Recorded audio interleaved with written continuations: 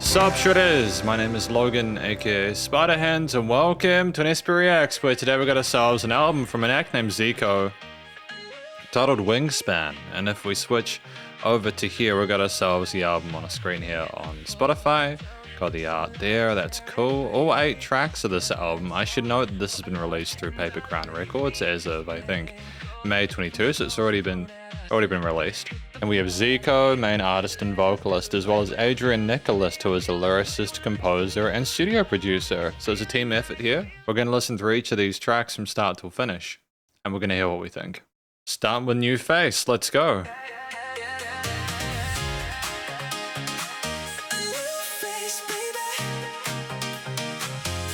It's nice and fragrant.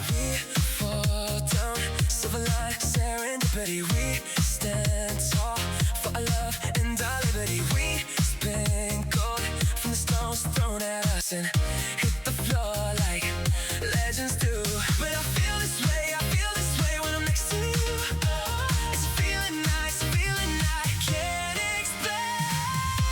When the walls close in and there's no way out.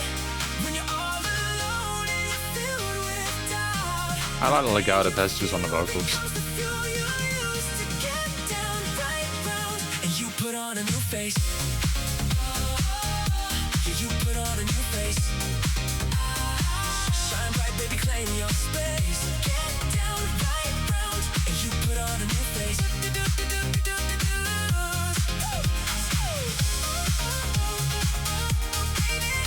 Great adjustment of the vocals for a lead melody here.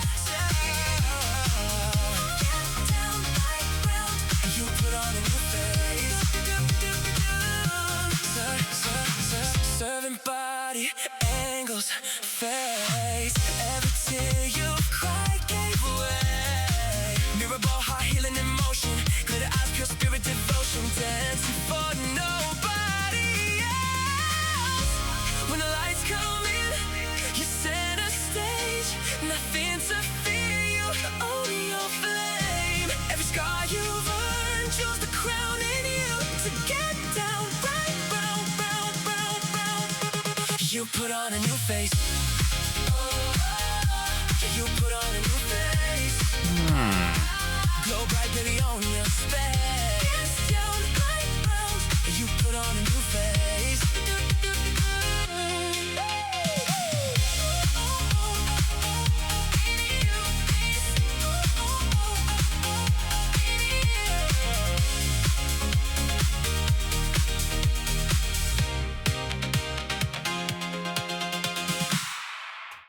Now that was effective as an introductory pattern here, New Face, off of the album Wingspan from ZEKO. In each of these post-track sections, I'm going to provide an overall song analysis of everything from lyrics and vocals all the way through to studio production, and then we're going to have an overall section at the end, which is also going to have an overall album score, which also contain the applicable constructive critique, and then finally my general thoughts from a listener's perspective. But first of all, what do we think this track is about? I think if I was to sort of understand New Face from what I heard lyrically, it's about someone going through these trials and tribulations within their life and getting to a stage where they effectively have this new face, this new perspective, this new sort of vision for themselves, this new interpretation of themselves that they want to show other people. It's about basically making the most of what's put forward and what's presented and just showing everyone who you are from that culmination of all the experience and everything else, those scars, etc., how you've kind of grown from them, who you are now. So I think that's kind of a neat way to start an album, with which I presume is kind of working off of the metamorphosis of a butterfly there with the album art. And so I think effectively part of what kind of sells the story is the vocal takes in terms of how kind of fun and effervescent and colorful they are. There is a charisma to the vocals where it sounds like they really want to be there.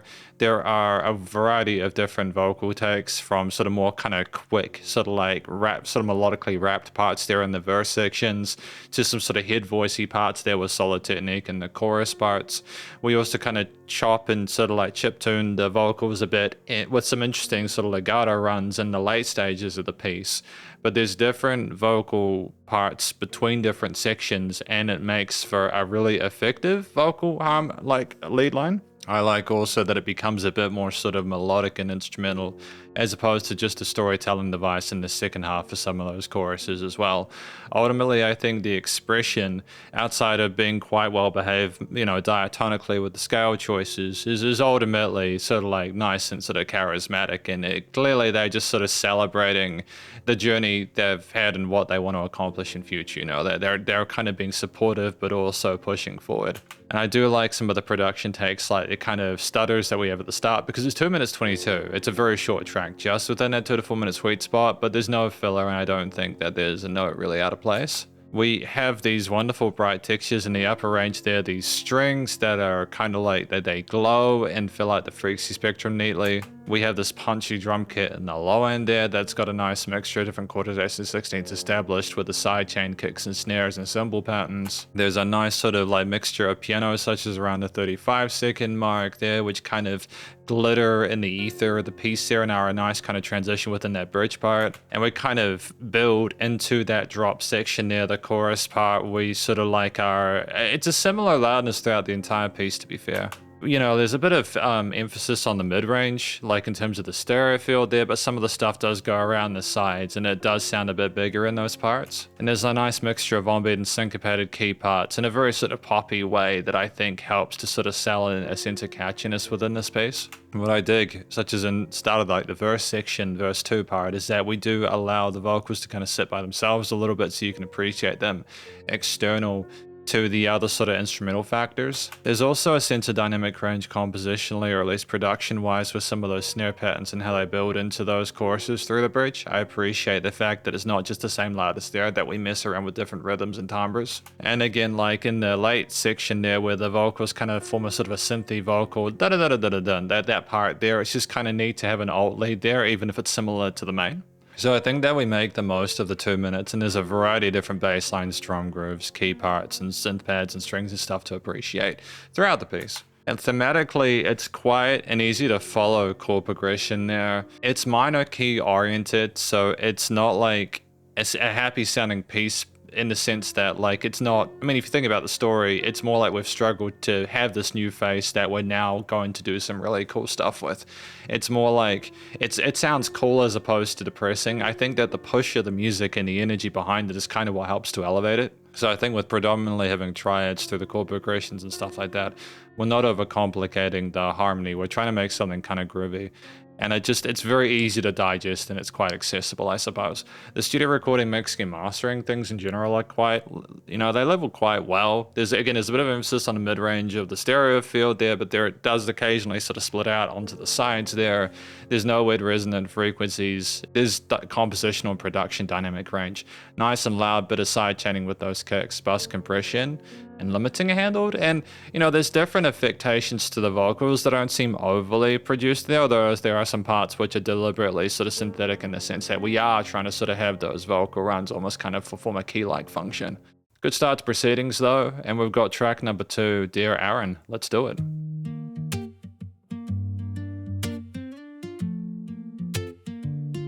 Very different feel to the first.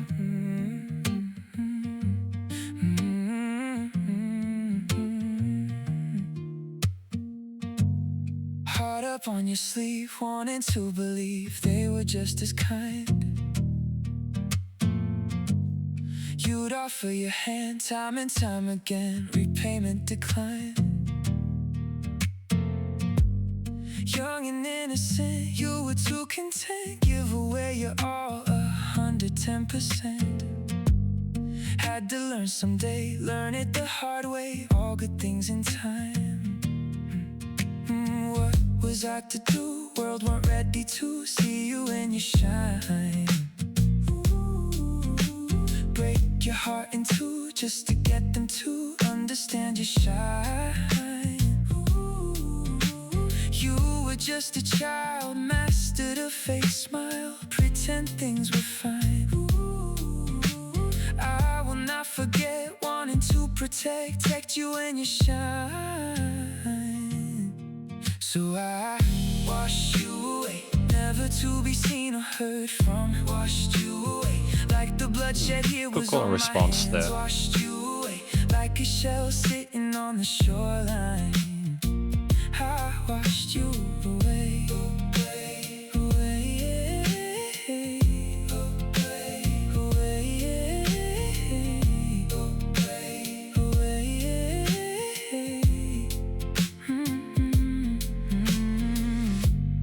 You altered your voice like you had a choice, instinct to survive. You learned to suppress, stunt your own progress, make it out alive. Challenged who you were, who you would become. All the strength it took just overcome. Who thought you'd be here, this be the outcome? All things in time. What was I to do? World weren't ready to see you when you shine.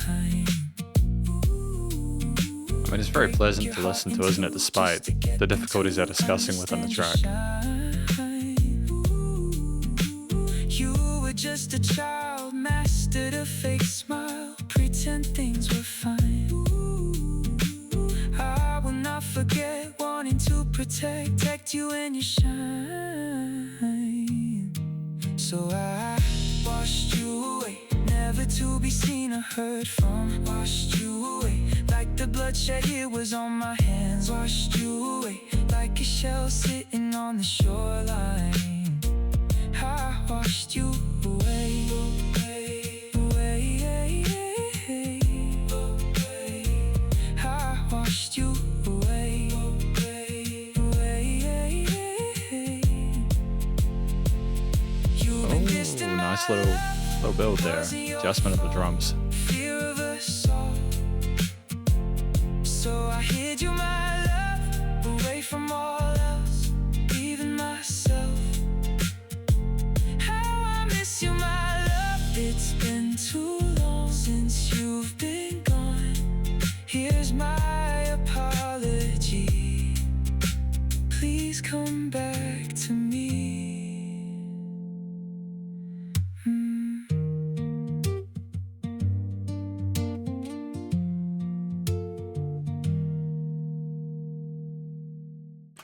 Okay, so that was Elara and track number 2. I think this track is potentially discussing someone that they mention wanting to protect their shine. This person, Aaron, I presume, feeling like they needed to keep things inside, wanting them to come back to them. I know there's a lot of other stuff that's mentioned and there's like nuance there and everything like that. It's just kind of like the main takeaways I had is that effectively this letter is more a letter to this person that is not in their life anymore for whichever reason. And there's a feeling of guilt expressed about not having been able to do more, you know. It's a complicated feeling. I feel like there'll be people that can relate to both Dear Aaron as well as New Face. I think that that's kind of a fundamental first step with music, especially when you've got people listening to it, is to go, you know, how can I discuss something that means something to me in a way where it will be accessible to others. I think that the way that the story is told is, you know, it's effective. We have a very kind of pleasant sort of like texture and timbre to our voice that we're a lot more gentle and less sort of outspoken than the previous track. We've got this kind of call and response with some harmonized vocals on the sides, which is quite nice. But I think for the most part, the vocals in the center are more sort of gentle and almost fragile in part because they're sort of like coming to terms with the grief that they feel. I think effectively that's a sensible perspective in terms of the expression. We explore a lot of different notes and a hidden chest voice there. There's interesting legato passages and stuff like that. Ultimately, I think the coloration in general of the vocals is nice and it suits the style of music with the, well, I assume is the cajon, the guitars, etc. I mean, definitely guitars, but you know what I mean? Like, it's neat. It's neat. So I think that in general, it was sung well. We've got enough variation going on vocally to get us through this longer form track, because at 4 minutes, it's longer than the previous track. We do have different sort of distinct sections that transfer neatly between each other. We have an adjustment of the drums that kind of like double themselves or kind of stick with the kick a bit more before that final break at the end. But yeah, ultimately, you know, quite well fleshed out there. Kind of minimalist in the approach instrumentally, but enough to kind of work very well as kind of like a pop track. I think the use of dun dun dun dun dun, the kind of swing rhythm on the guitars as well as the vocal runs at the start is quite nice. It instantiates most of the main sort of parts of the track at the beginning without sort of making the listener wait too long. There's a nice use of kind of thumping or kind of like muting on the guitar there to create this kind of like rhythmic device there before the drums come in. And we have some sort of slides and other bits of articulation on it in order to make it more interesting to listen to. I think we also explore some neat kind of very grounded guitar chords and ideas and fingerpick patterns there that add a nice sense of kind of like, it makes it sound very sort of acoustic and low key. To be fair, I've just had a double check through the drums there. I think it is definitely a full kit there. I just might have been confusing some of the mutes on the guitar for a cajon, you know. I think there's also like some sort of synth pad or bass or something like that to go alongside. That was an interesting choice, but it's very sort of like very reserved. It's definitely not aggressive by any means. So I think that maybe it could even be the vocal harmonies coming in to sort of round things out. But like with a mixture of sort of swung, sort of cymbal and strummed parts there, a minimalist sort of display of the kicks and snares especially there, and the vocals being the main sort of focal point regardless of where we go. You know, again, with the understanding there's an adjustment with the drums near the end with that fill into the final part. Ultimately, it's quite pleasant to listen to. I like the tippy taps. I'm not sure how to describe. I think it might be minor key oriented there, but it has some extensions to the chord progressions which make it seem like we're dealing with more sort of complexity in terms of the situation that we're in, the feelings that we have. So it makes you more curious, I think, because of the complexity, staying away from just having, you know, generic major and minor chords that might otherwise work in songs where there's a simpler message. I think effectively, though, the chord choices, the guitar is an instrument capable of communicating those ideas, which I think is just great.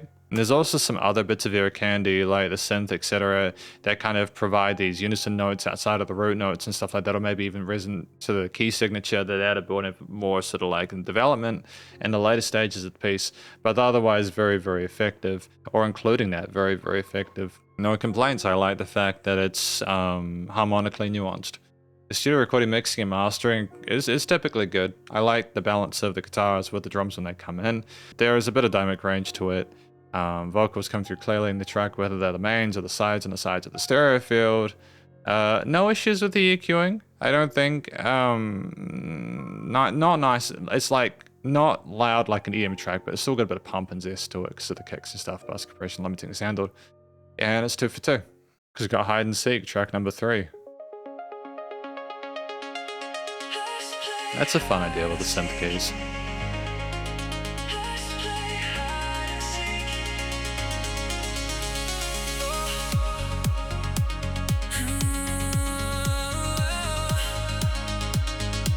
Reverb tails on that. Boys don't cry, so you don't see tears in my eyes. Suffered in silence while I took it out and blamed it on me. Good call and response there. But I had to just to survive. At times I felt I'd rather die than be who I wanted to be. Questioning every step that I take, always feeling like I was the mistake. Caught in this lie and I cannot escape. Wishing my heart would be free, but something's on my chest and it's hard to breathe. Oh, nice adjustment of those clicks there. Becomes anxiety. I show true colors, then who might see? Now I don't know who to be, so let's play hide and seek. If you come looking for me, I'm perfectly nobody else. Between pride and still finding myself, so let's play hide and seek.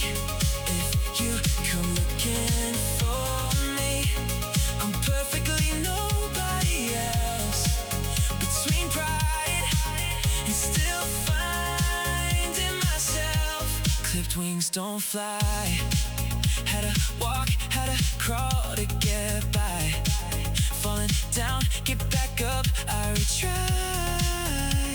Watching other birds touch the sky. Good men don't die. Had to use what I had, self-rely. It was only a matter of time before I too would be soaring high. Interesting run there. Rejecting, hating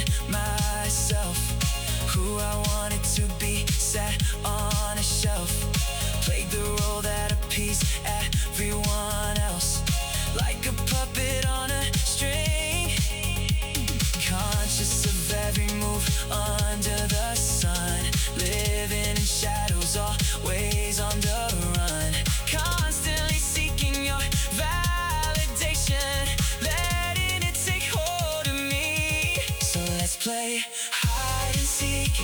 If you come looking for me, I'm perfectly nobody else. Between pride and still finding myself. So let's play hide and seek. If you come looking for me, I'm perfectly nobody else. Between pride and still finding myself. No longer open to the torment of your closed mentality. It won't hold me anymore. It won't crawl in bed with me. Wanna step into the sunlight, feel the warmth embracing me.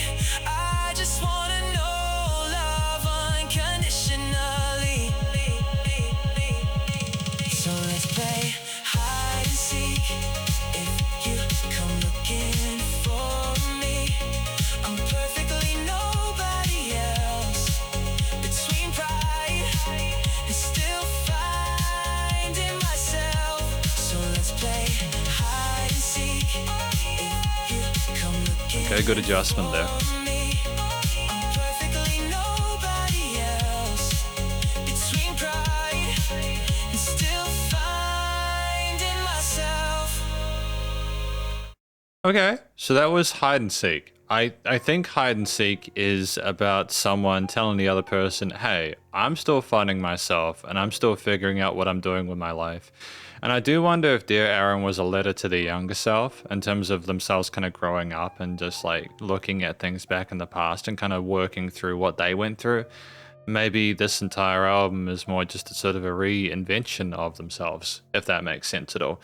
Hide and seek is more a kind of discussing the fact that you're going to have to look for this person if you want to truly understand them and try and sort of like be patient with the fact that they're finding themselves, but also that they are aware that they need to figure that out. I think that's it. So with that in mind, and that it's also like, I suppose, like the game of life is doing this with the people you meet, trying to figure out who they really are versus what they present, you know, within reason. There's a vocal performance here that is similar to New Face. It's like a mixture of both.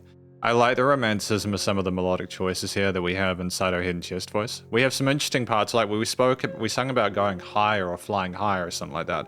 We went up into our upper sort of head voice. I thought that was really neat, some sort of falsetto or mixed voice potentially. Just really clever stuff, you know, in terms of the way that the lyrics suited the vocals. So I go forward from that and I think, okay, we had adjustments of, we had column responses, we had adjustments of flow and rhythm and cadence with the different lines.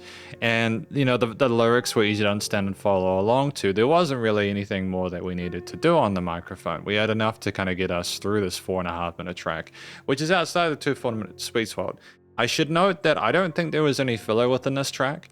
I feel like if we hadn't adjusted that last section, it'd be slightly different. If we just tried to go for like a middle 8 or like another sort of reinvention of the chord progressions that we had prior in those previous sections, we might have just been doing a bit too much of the same. So I'm thankful for the fact that we kind of switched things up a little bit with that last part and had an interlude that was sort of self-aware. Ultimately, though, we had a variety of different elements there, starting off, you know, kicking off with those synth sequences. I think that it was really pretty sounding. There was a sense of sparkle and glory to it, and I like the fact that it doesn't instantly kind of slap you in the face. It sort of rises itself up almost like it's spreading its wings. Or it's coming out of hiding, you know what I mean? We do have those sidechain kicks return with a nice sort of thump and body to them. We have some pads as well, kind of similar to some of the ideas we had in New Face present themselves, and it's very sort of warm in the mid-range on the sides. And those kind of ideas, they present themselves in different pitches or different elements, like giving and taking, having more or less as we go through the piece. We do have those clicky parts in that bridge section or the later half of the verse part, which I appreciate, because just an additional bit of drum development there, not just assuming that the hi-hats, kick, snares, and crashes will be enough, that we need to add more rhythmically in terms of percussion to sort of pique interest. And we are very comfortable, I think, with that loop. For the second time round, things are kind of similar with a few sort of adjustments and tails, which again is okay for like pop music. Like you don't need to sort of like do super crazy kind of wild things with the composition itself. It's more about the catchiness of the music in terms of like the groove and the progressions and the melodies and how it relates to the lyrics. I do kind of like that we switched things up with the kicks, as I mentioned, interlude sections, and that we had those kind of warmer textures in the low end support the vocals as a nice ground floor. We did have more sort of call and responsive with the vocals and the chorus at the end as well there. We could have potentially put like another sort of solo section over that chorus part at the end, but we wanted to tell the story again just to remind the listener before we went away, and that's totally fine. I think, you know, thematically I'm torn between whether this is in the major or the minor key. Part of me is thinking it's minor because of simply of the subject matter, but it could also be major. So because it could like resolve to a major. I think it's almost kind of ambivalent, which is kind of a clever thing, because you're really still figuring out whether yourself, this journey you're going and making the effort to understand this person will be better or worse. So ultimately, yeah, I think again, not knowing whether it's major or minor key, having a sense of kind of like complexity there is kind of neat. Studio production wise, nice sort of like leveling and sort of like augmenting things within the stereo field and the frequency spectrum. Again, I do like that there's call and responsive with those vocals, and both in the verses and also in the choruses. I dig that they're pitched differently and filtered differently to stand out and be separate. I like the use of those risers and some of the kind of clicky sort of like percussive hits as well, how they're sort of implemented. You know, the side chaining of the kicks with the quarter note groove is fantastic, and ultimately there's elements that I'm recognizing now from previous tracks, and I think that effectively just helps to put the album together. You know, that's what you need. So we got Body Electric, track number 4. Oh, okay.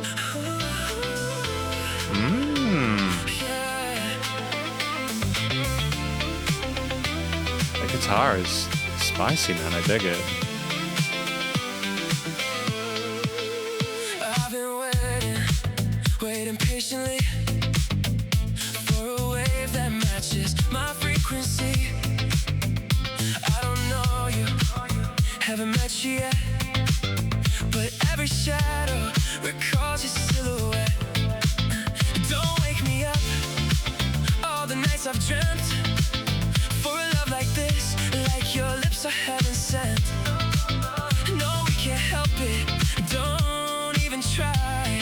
Hearts beating in sync, chemistry's a natural high. Up and down the hall, back against the wall, till the ceiling knows our names. Bodies electrified.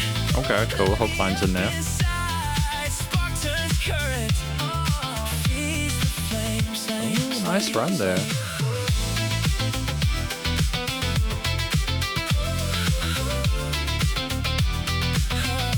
The guitar sounds kind of a bit peppy.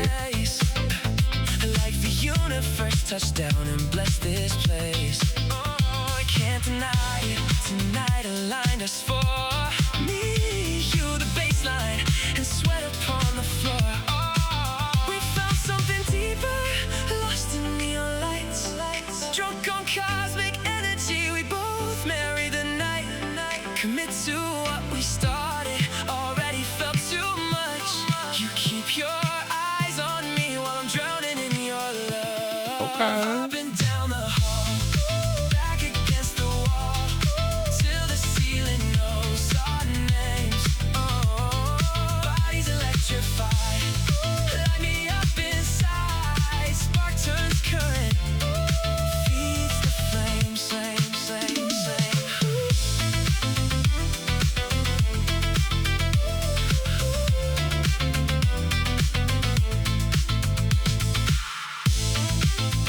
Nice little stop there.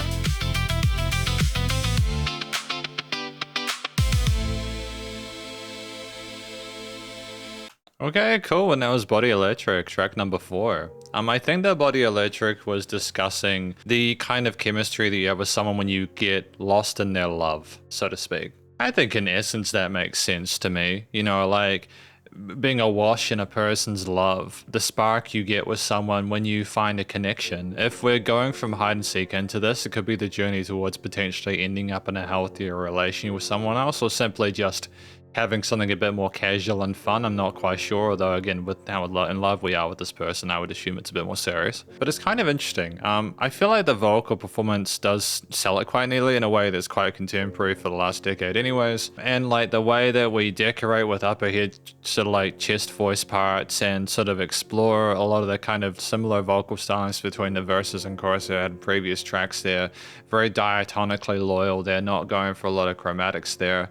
Some sort of vocal runs and sort of more lead instrumental parts at other areas, you know, that's good. And I do kind of dig the fact that we are consistent with the way that we communicate and the way that the words come through, and that we do try and make the most of that focal point. It's an interesting intro to it. It kind of sounds like it's starting quicker than it ends up. As dun da da dun da da dun da da dun dun da da da dun dun. It kind of goes down tempo, almost like you're trying to bring the person that you're dancing with down with you. There's a freshness to the way that those guitar takes come in this, 2.5-minute track with different verses and choruses, which is easy to follow along to. We have some fun sort of legato, slid and bent parts as well. And there's a spiciness to some of the bluesy stylings and kind of funky stylings to the guitars that I think adds a lot of personality to the piece outside of what the vocals are doing. I think for the most part, the drums and bass that we have are either sort of very supportive of the root notes or the main chord note groove, with adjustments of like the, 8ths and 16ths where applicable. There's nice use of offbeat open hi-hats to kind of provide more of a kind of a dance groove to it, a kind of a discotheque kind of feel. We do have some fills, to be fair, with some snares and tom parts, such as around the 37-second mark, which is quite cool for a transfer. And to be fair, I mentioned the bass being very supportive of the root notes. It's still kind of funky and kind of working with some offbeat 16ths and stuff like that. It's not sleeping on it by any means. I think it's also cool to have the guitar a bit more explorative at its range, like around the 115 mark, to be able to have a kind of a pseudo kind of alt leadish kind of perspective. It's a rare thing within this album at this point, but it's appreciated. That 145 mark though, where things kind of come down and you've got those pads kind of like awash within the mix, it's very kind of pretty sounding at that stage. And we like bring in the clicks and the hi-hats and the kicks very so subtly at that point, but it's just nice to have a moment to sort of pause and appreciate what's come prior. To have a more kind of like articulate fill around the 2-minute 17 mark, and then to kind of go into that extended outro with that pause at the first half and then going in for another round. It's just kind of cool. It's just kind of slick, and ultimately I actually probably feel like this is one of my favorite tracks off of the record at this point, primarily because of the variety of different ideas with the guitar and drum parts. Again, the storytelling is cool, but I like how everything is kind of well connected, which is just a really sort of like vital part of the music, the experience listening to a song itself, It's kind of like nice and bouncy, the guitars. I know I keep mentioning that, but it's just almost got like a staccato feel to it despite some of the whole notes and stuff. The thing outside of the really kind of interesting ideas put forward instrumentally within this piece, and we're bearing in mind the way that we communicate with the lyrics. Thematically, I think that it's minor leaning, and it's more sort of traditionally, ironically, minor keyed and triad oriented than what you'd assume with some of the bluesy stylings from the guitars. It's almost like, because we potentially use some chromatics or bendy bits with the guitars, we simplified the triads down so that they wouldn't clash with sevenths and stuff like that. So that's a neat idea. It's very kind of piecemeal on that. You've got all these things kind of integrated within each other, kind of beep booping around at different points. And I think ultimately there, the choice to kind of meter out or kind of like made the harmonies more minimalist in that response was a smart idea. It's got a nice kind of pace and sort of steady kind of like, it does sound like a dance track, if you know what I mean. So like, I think it's kind of like clear that this isn't meant to sort of be a sad sounding piece. And there's a nice push with a lot of the instruments to kind of keep you pushing forward. Ultimately, though, studio production, recording, mixing, and mastering, you're probably going to hear me say this a few more times throughout these mini conclusions, because the quality across these tracks so far has been very good. Vocals come through clearly in the mix, very sort of like presence, whether it's the mains or the sides, the guitars, bass, drums, pads, any other elements, keys, etc. that we had throughout here, with some of the fills and sort of like other effects, transitions, and stuff like that are neat. It's nice to have pauses at some points, reverb and effect tails and delays and call and responses are handled well. Nice sort of side chanting with the kicks, and bus compression and limiting is handled. And we're at the halfway point of the album, and I'm feeling like I'm understanding ZEKO a bit better at this point, but we've got Like Her, track number 5.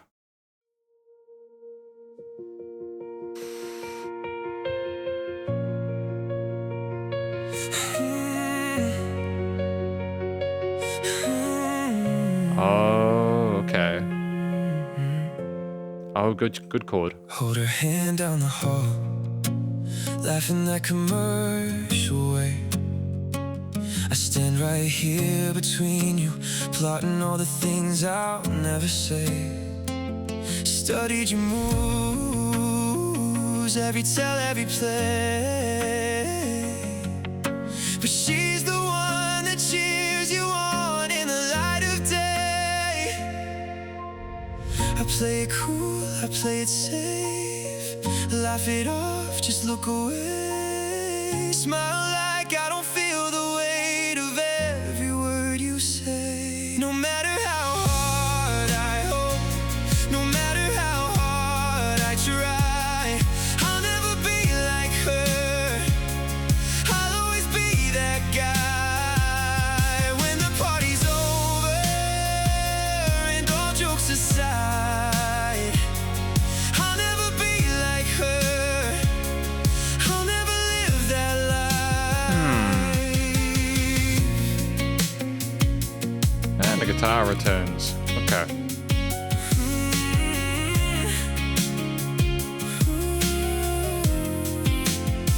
She just glides in the room.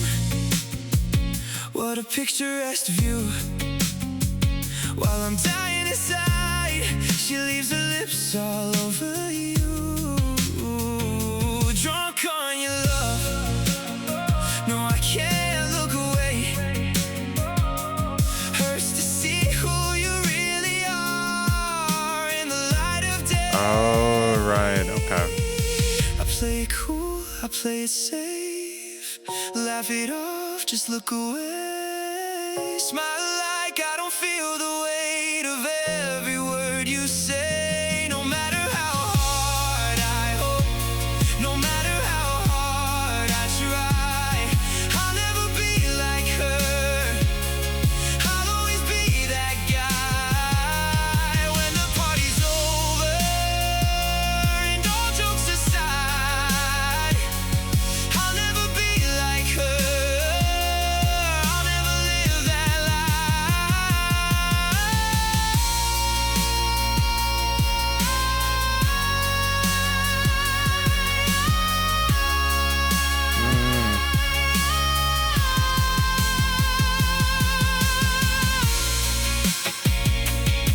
We could have potentially added more sort of reverb to kind of soften the intensity of that vocal line there a little bit, but I also think we wanted to cry out for that person, you know?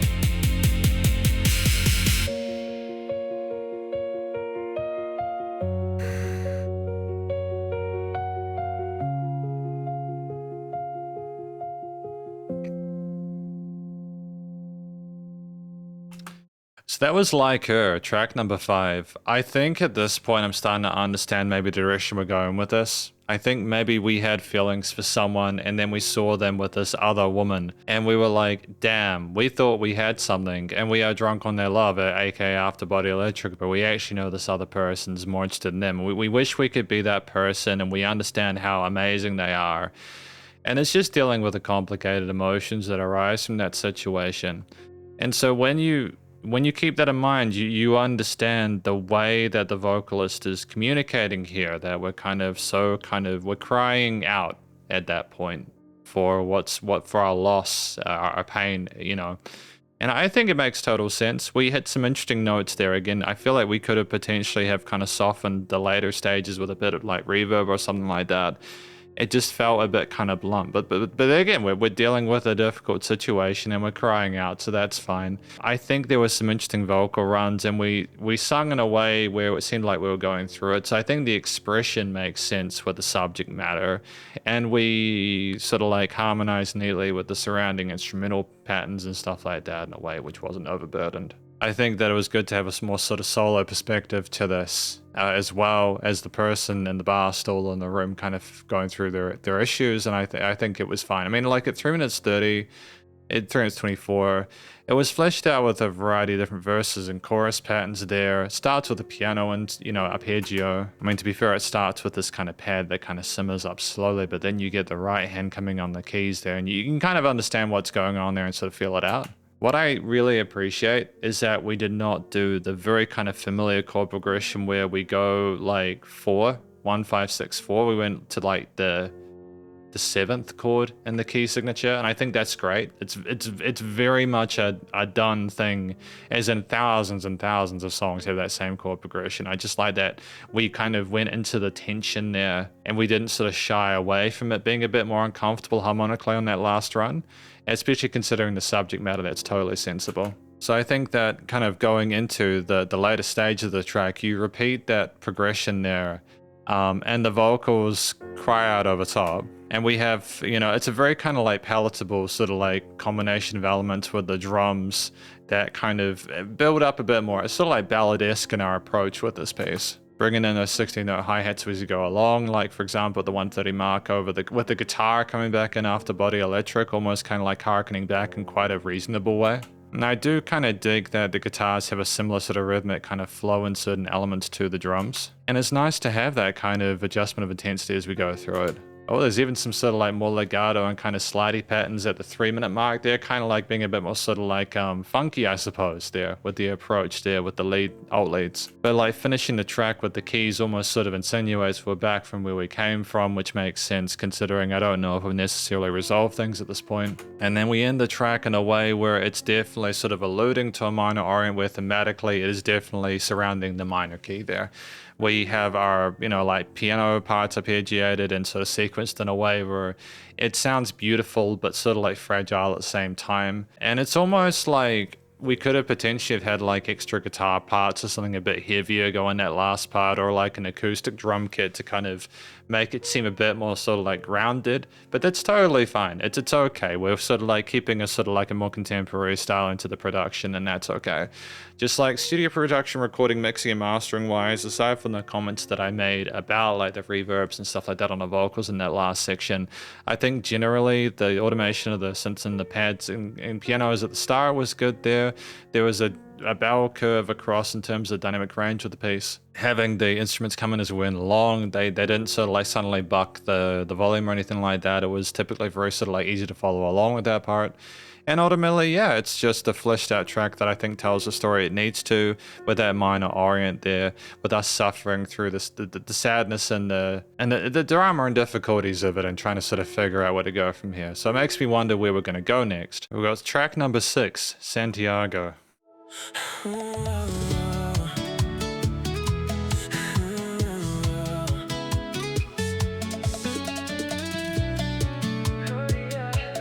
Okay. I mean, the nylon flamenco guitar makes sense.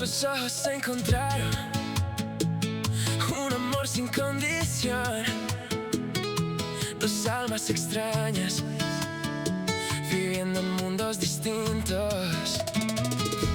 No quiero vivir así, no quiero otro día más. Entre sombras fugaces, amante secreto, amante secreto. Corre conmigo, Santiago. Somos libres, en los brazos del otro. En una fantasía, lejos de aquí. Corre conmigo, Santiago. Oh, good.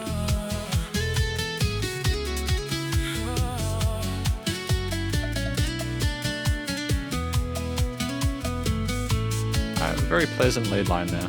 Él no pudo irse, su patria era su honor. La familia que adoraba jamás nos entendería. Dijo que vivamos así, si queremos estar juntos. Entre sombras fugaces, amante secreto. Amante secreto. Corre conmigo, Santiago. Somos libres, en los brazos del otro. En una fantasía,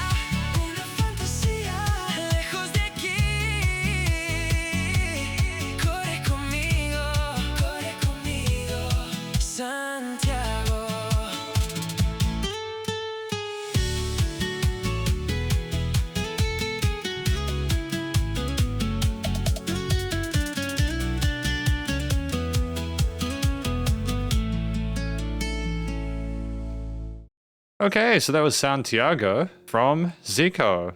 Now, I know a little bit of Spanish, very passing amount of Spanish there. So I think they were talking about how they were free in Santiago when they were with each other. And they talk about something about the world and stuff like that. So I wonder if it's like either like a very special place to them, or like if they are based in Santiago and that's very important to them, or if they met in Santiago with this person. I'm not quite sure. But regardless, again, I probably need another time to really sort of understand it, but I did enjoy my time listening through that piece. It was just one of those situations where I'm kind of thankful that I speak a bit of the language I'm listening to. It was a bit of a plot twist from the previous 5 tracks, which have been English, but I also kind of dig that sometimes, again, especially if you're from a certain part of the world, it's just nice to be able to sort of, hey, this is my language, this is what I sort of like write or speak in or sing in, and this is what I want to do, so it's cool.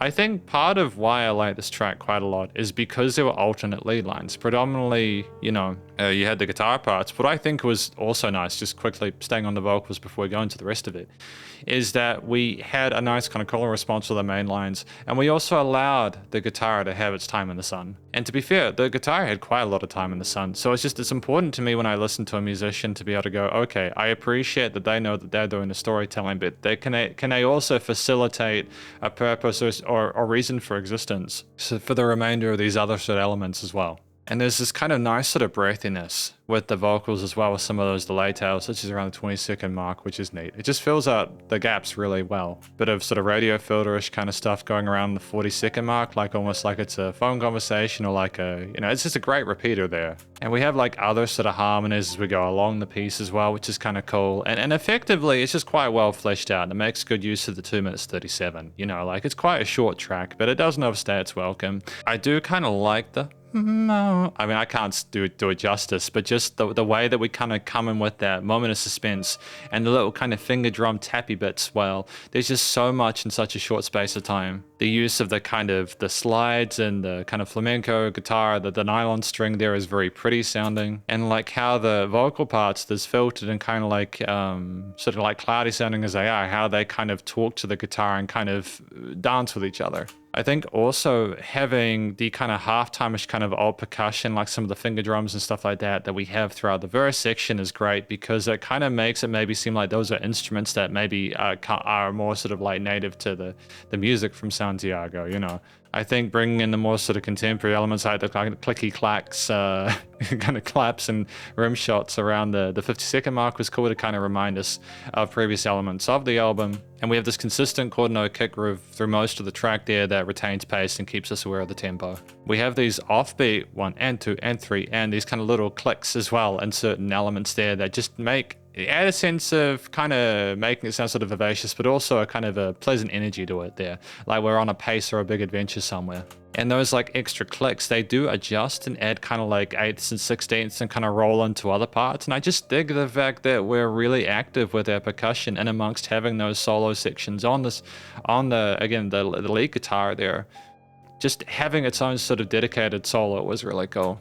And that it kind of explores certain elements of the vocal melodies in a way which is very kind of reminiscent of a lot of the old school kind of soloing from like the 1930s, 40s, and 50s. It's got some like trappy elements combined with those kind of guitar parts in the late section, and you kind of get the best of both worlds between maybe some of the kind of like more sort of traditional influences ZEKO combined with the more modern stylings of the previous parts of the album. So ultimately, I enjoyed Santiago is probably my favorite of the 6 tracks that I've heard so far, partially because of the instrument backing alongside the vocals in the story that's told.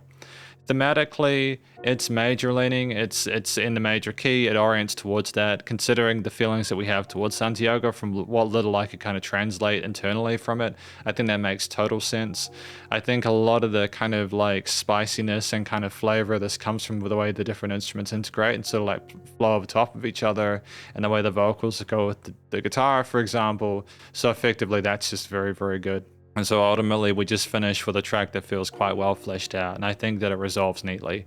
And it's genuinely an interesting way to kind of flow on from like her. Did we take a trip afterwards? Did we go see someone new? So thematically, very sort of solid, and sound things connect. Studio recording, mixing, and mastering. It's just, again, it's great to have a sense of smoothness across the track in general, to be able to maintain a placement for those old percussive elements as well as the main kit within the stereo field and frequency spectrum there without any sort of resonant frequencies.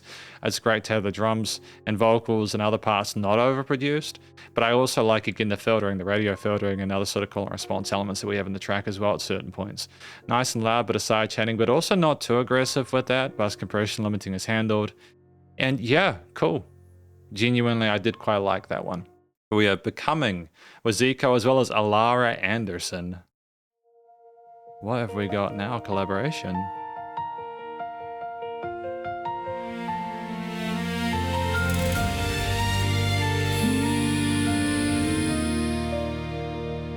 I try to be smaller, fit into the light,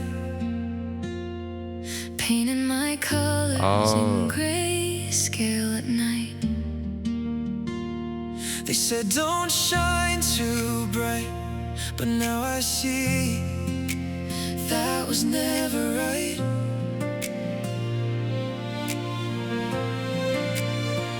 I'm still the girl who wanted to be free, but I'm not hiding anymore in me.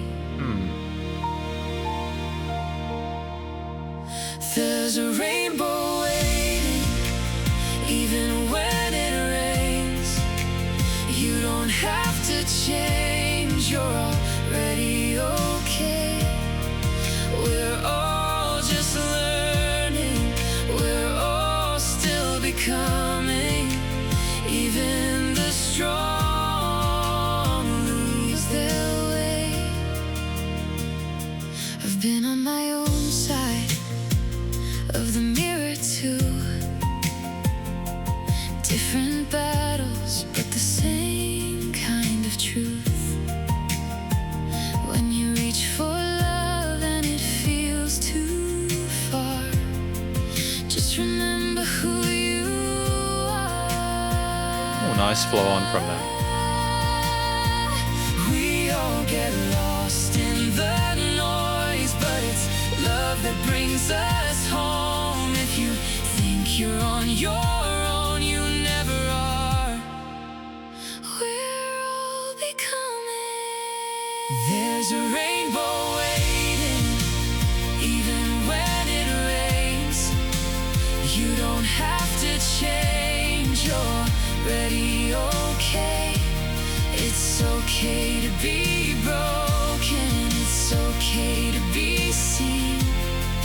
We're all still becoming, you and me. Becoming. And that's enough for me.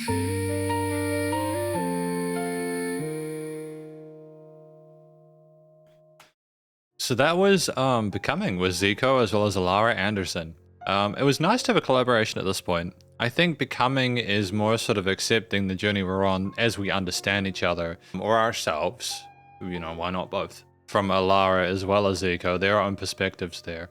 And I think maybe it's more sort of the perspective of, as human beings, we don't ever stop growing.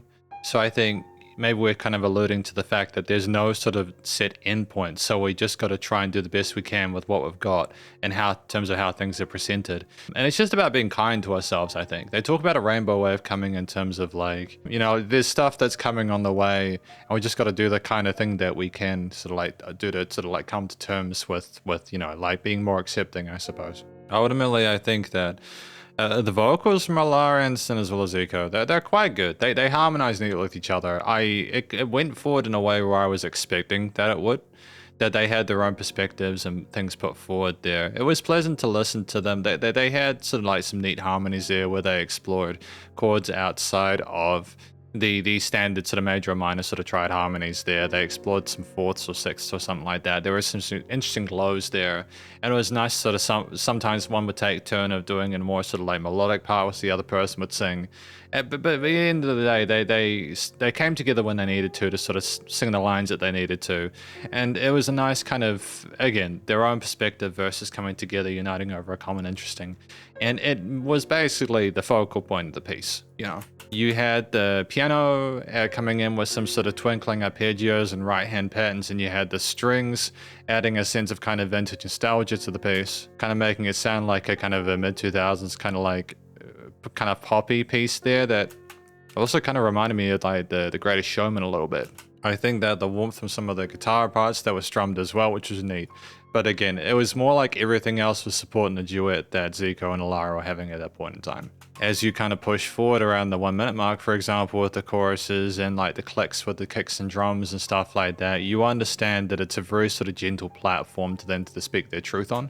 And we adjust the intensity of the low end there, but without trying to sort of compete with the vocals at any stage, because they, again, that thing we're paying attention to, such as when things completely fade out at the 2:05 mark. But it is nice when the strings come back up, such as around the 2:20 mark, when the music's surrounding you entirely in your headphones and things just sort of glow. And there's again that bell curve that I talk about where it goes up slowly at the beginning in terms of overall intensity and loudness and complexity, and it kind of rotates forward and kind of oscillates a little bit, and then boom, at the end it kind of comes down, and you're left in a place where you feel quite satisfied with the journey you've had across the 2 minutes 49. It's a relatively inoffensive like motif and main sort of theme there, with a chord progression that's very sort of common and palatable and easy to sort of digest and kind of groove along to.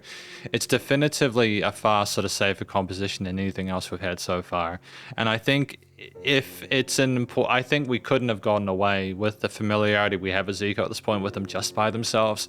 Something like this, especially with the vocal harmonies being kind of complex and with an awareness that sometimes extensions can be more difficult, or unfamiliar chord progressions can be more difficult with complex harmonies. I think it made sense to have these more sort of like predictable progressions there and bass lines. I think there was enough to kind of get you through it there with everything else we did beforehand, especially Santiago, which is quite a different track. And then to be fair, there were like kind of offbeat syncopated kicks and stuff and ways of switching up the feel of the drums and stuff like that. It wasn't like the same thing for 2.5 minutes or 2 minutes 49. It's very kind of like you understand exactly why the piano and strings are there. We've had that before. We understand, like it feels like a kind of you coming home at that stage. It makes you wonder where the butterfly is going to go more in a direction kind of like Santiago, or whether it's going to be bigger than this, or what's going to happen next, as we don't have Elara involved in it. But I'm thankful that we had another vocal texture and timbre at this point to kind of be able to kind of like appreciate an old perspective. And I think finally just the studio recording, mixing and mastering across the board with this track is quite good. I was happy with the way that they kind of fed off of each other and played off each other and harmonized there. And the piano, strings, bass, drums, guitars, etc. are quite well niched out in the stereo field and frequency spectrum. No weird resonances, nice sort of reverb tails, nice loud bit of pumping, bus compression, everything's handled. It's good. We had Butterfly, track number 8. What are we gonna do with this one?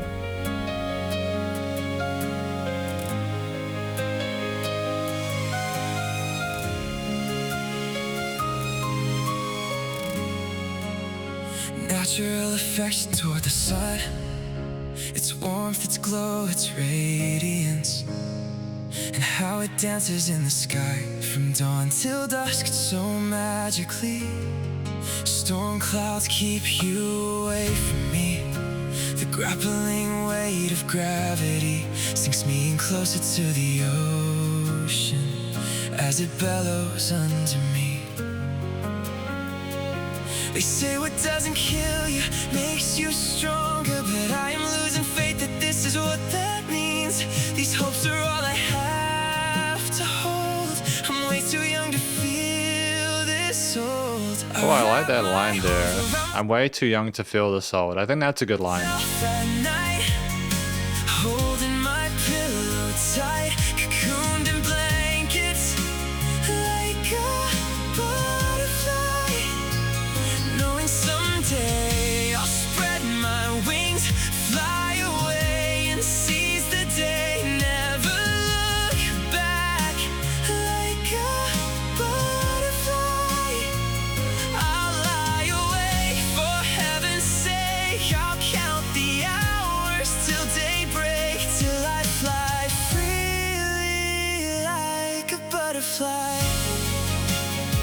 okay, there's more going on with this one. I appreciate it.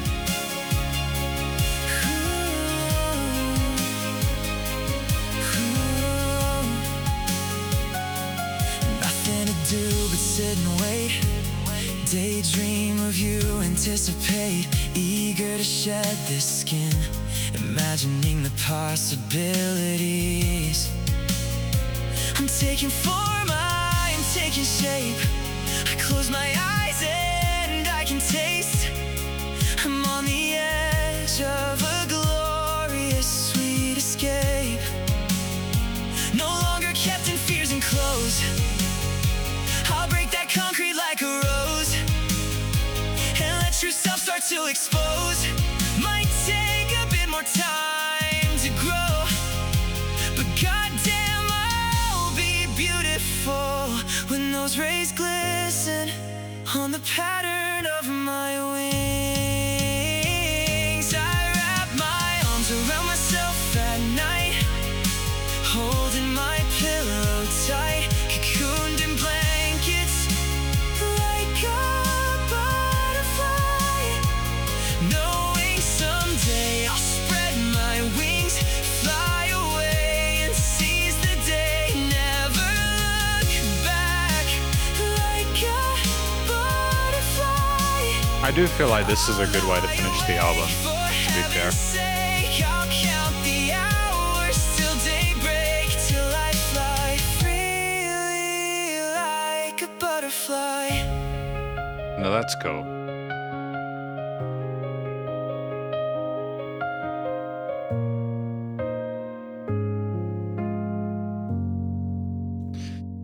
No, that's totally fine. No, I can get behind that. That's cool. Alright, so that was Butterfly by ZEKO, track number 8. Now, I do understand this one. I think this is a nice way to end the album, primarily because it's more like after all the things we've worked towards from New Face all the way to becoming the duet there, we're at a stage now where we're talking about being wrapped up in our blankets, kind of dealing with the trials and tribulations that come through with our life, all the things we've kind of worked out and kind of either ruminated or meditated on, the introspection that we've gone through.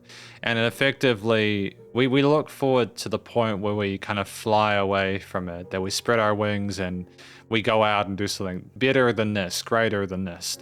Because there's other tracks where we talk about wanting to fly away from it and soar away from it, and it's a common theme throughout this album.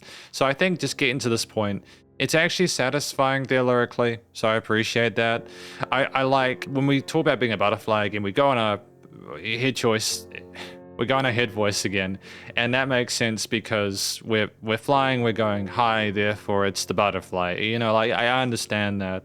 And there's a kind of a breathy performance that seems earnest that is throughout this piece, and it's very similar to the way we've expressed ourselves throughout other parts of this album. So there is a sense of textural consistency there, as well as like stylistic consistency, so effectively it's quite palatable. And we have like a range of different melodies and sort of like phrases there, whether we're going through the verses or going through the choruses or those post-track sections or anything else that we're doing that's quite colorful. Ultimately, I think that the way that we explore things in regard to the lyrics and vocals, how they connect is good. Structurally, at 3 minutes 40, I feel like it does what it needs to in terms of presenting a conclusion to this album there. You have that slow build again, that moment of pause before we come in with the keys, and we've got almost kind of a balladesque format with that as well. And we have the strings come in and they're very kind of vibrant in that mid to upper range there, and they sort of turn and sort of like expand. When we have the vocals come in for the verse there, we have the guitars come back in with the keys there, and they perpetuate a similar sort of arpeggio melody that they work with each other to provide a ground bed for the singer to sort of go on. And as we kind of build into that chorus again and we kind of explore the range, those instruments kind of come back in and they propel and allow an elevated platform for ZEKO to do their thing on. We do have some sort of kicks and crashes and snares and hi-hats and stuff like that in a way that is similar to previous tracks within this album, and we've got a sort of like a kind of the things are becoming as expected at this point. Like you have the drums continue throughout that second verse there, and you know, as you go forward, you have occasional points of like fills or adjustments of the percussion or like the strings or like the bass and stuff like that. but like we keep a consistency with the progression of those chords and sort of main sort of note choices. And what I do kind of dig, as opposed to the kind of huge sounding post-chorus sections we have in prior parts of the piece, at the end we just have the keys kind of fade us out there, a nice sort of low-key conclusion to the piece there, in a way where we've had piano in other parts of the track prior to this. And so you ultimately feel like it's come to a close. Thematically, you know, it's major oriented. I think major key makes sense considering, you know, we're focusing on this fact that as we grow and progress, our wings will become a butterfly. We will, you know, start to celebrate life and become a better version of ourselves, or even just start to become more confident and explore the world and not be as kind of like stuck as we were before. And so I think that, again, when we listen to the chord progression, the note choices, etc., the performance in general, the way the lyrics and vocals coalesce with each other, there is a common connection that people will be able to sort of understand and facilitate cognitively in a way that matches up with the rest of the album. Studio recording, mixing and mastering wise, typically very, very good. You know, the vocals, piano, guitar, you know, bass, drums, etc. are well handled within the piece. And like, you can kind of get behind some of the side chaining decisions that we have there with the kick drums and stuff like that. There are moments where it's quieter and other parts are louder. It still seems kind of glued, but that's okay. Nice and loud, bit of pumping. And like, the vocals are present, and you just have those kind of distinctive kind of reverb tails and stuff that have been pervasive throughout the rest of the record. And you have other bits of ear candy as I listen through it, but the main elements I feel like are enough outside of those. But at least you get re-listen value with certain parts as well, and I presume that'll be the same for other tracks throughout this album. So ultimately, you know, we're through the 8 tracks, and now we're going to talk about the album as a whole and the conclusion. Because welcome to the conclusion of my review of this album from an act named ZEKO, titled WINGSPAN. In this section, I'm going to provide an overall analysis of everything within this album, all the 8 tracks, from vocals and lyrics all the way through to studio production, as well as any applicable constructive critique, and then finally, my general thoughts from a listener's perspective. I should also note that I gave this an overall score. This album, an overall score of 7.8 out of 10 based on various musical criteria as listed below. But without further ado, and before we go any further, what do we think this album is about? I think that after going through each of these 8 tracks and understanding ZEKO better, effectively what this comes down to is someone who has gone through some difficulties in their life, has been on this big journey to sort of explore and understand themselves, has had difficulties with other people that they loved not being who they thought they were, and having sort of mixed signals and mixed kind of like understandings of things, that they've realized as well that there might be no specific end point in terms of the progress of development that they may make as a human being. So therefore they're just in a state at the moment where they kind of have to accept that they're always growing. And effectively, I think that, you know, we get to a point where we do find that we appreciate some things such as Santiago, that we have a kind of a love affair for certain parts. We figure out more of who we are. And effectively, at the end of the album, we get to a point where we're reminded of our journey towards becoming our best version of ourselves, expanding our wings like a butterfly out of the cocoon of being wrapped in our blankets. Ultimately, I think that this album is going to be relatable for people. I think that the way that the stories were told and the lyrics were done is very sort of palatable and easy to digest. I'm sure that if I listen through each of these tracks again, I probably get more nuance from the vocals and lyrics. It's just that I've just listened through them on the first basis. You know, you get parts of it, you don't get all of it, but you hopefully get the most important parts. And so I think just in terms of the vocals, across the board, with the mention of Elara Anderson as a notable duet on Becoming, typically ZEKO handles their hidden chest voice well, you know, very sort of like easy to listen to, variety of different sort of sung, kind of melodic, kind of like faster parts, some of the verses, some ballad-esque moments in others. We have call and responses, some sort of more tuned stylistic parts there with some sort of runs at the end of some pieces, some breathier kind of softer parts, and others where we need to show a bit more vulnerability and fragility and stuff like that. Other parts we kind of cry out on why I would have maybe liked a bit more kind of a little bit reverb just to kind of soften some of those parts. Ultimately, I think for the most part it's quite good. And so we hit the notes cleanly the way that we need to. There were some interesting harmonies in the track with ZEKO and Elara Anderson, and they kind of feed off each other quite well there as well. So whether ZEKO is by themselves or working with others, they can handle themselves on the mic and tell the story that they need to in a way where you can understand the way that they're singing and what the lyrics are about and how they connect. These tracks are between 2 minutes 20 and about 4.5 minutes, and they contain a variety typically of verses and choruses and other elements there.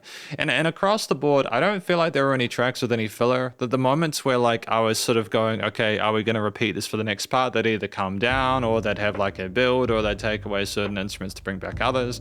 Santiago was of particular note structurally because of the fact that it had those solo sections on the guitar, so that was kind of neat. It was just kind of fun to have a dedicated solo section. You don't always get those. Usually it's kind of vocal oriented or lyric oriented, and I think that's fine. It's just nice to also be able to explore the plethora of other instruments that we have put forward within these tracks.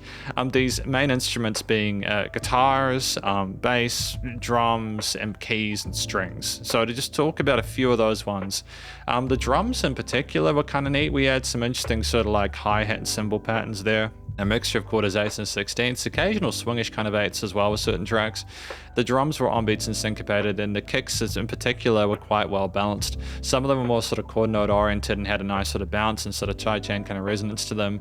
There were some clicks and some other sort of snare parts, and some tracks had more than one. Sometimes they're very sort of low key, other times they're more kind of punchy, and that's fine.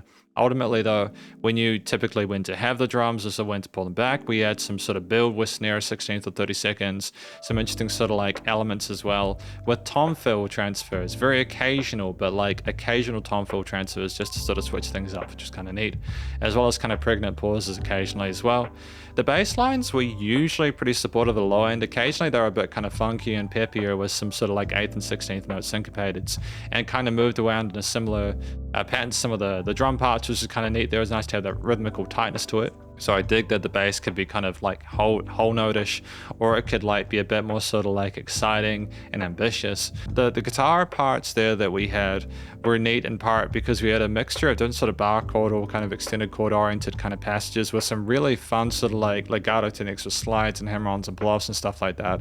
We explored both triads and arpeggiated kind of like extensions and stuff like that. But then we also had some kind of fun sort of flamenco style guitar parts on the nylon strings for Santiago, which was kind of cool. It was just cool to explore the scale and modes a bit more there and kind of be a bit more kind of ambitious with that. The keys were typically very sort of like surrounding either, you know, triads or kind of putting sort of like arpeggiated sort of like notes forward on the right hand there, and being very sort of like careful in the approach of not sort of like over complicating or over articulating those elements there. I think typically the piano or the keys were very sort of supportive of other elements such as the strings or the guitars and stuff like that, and were like a real team player, but they also had their time to shine, such as at the start and end of tracks of some sort, including Butterfly. And I think that they were quite mature in the way they were presented for the most part, in the way which did not leave the need for anything else over top of them. Ultimately though, they knew when to be there, when to come away, they knew how to sort of mix in with others, and I just think we didn't need a solo section specifically for the keys here. It's just a great sort of, especially with those balladesque kind of tracks, I think that was quite smart. And so finally, in terms of the string sections and such, we had a very kind of supportive mid-range and upper for the strings, where they kind of like bounced around and kind of like flew around a little bit and kind of explored some kind of different rhythms in a way which offered a nice sort of like extra texture and timbre to the piece, in a way where like the vocals would adjust as well as the drums and all that. And I kind of like that they were more of a kind of like a safe hand and a safe harbor in this one there. I think that some instruments need to be a bit more kind of like restrained when you've got other things dancing around, especially some of those kind of crazy vocal parts that we had going around their range. But ultimately, I think when you put those combination of elements together, you've effectively got 8 tracks which have extra bits of like, you know, like there's air cannish parts and like effects parts and probably parts I missed. It's just my general sort of like recollections of it. There's individual sort of per song analyses per track if you want to sort of hear my specific thoughts on a song. But ultimately, it's just quite satisfying listening through these tracks. For the most part, I don't think again they overstayed their welcome, and the decisions we made with the performances and stuff like that made sense. You could have potentially done more with some lead layers, but again, the vocals are the focal point, as I've said various times throughout this review.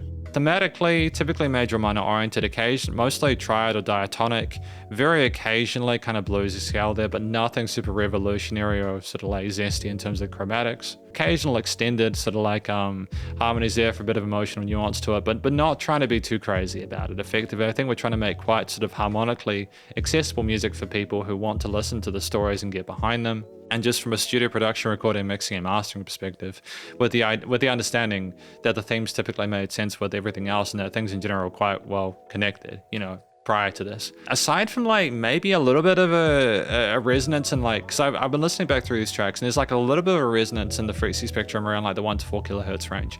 Just a bit of a kind of like a sound like in that part that kind of, it isn't distracting like when you listen to one track, but across the 8 you can kind of hear it.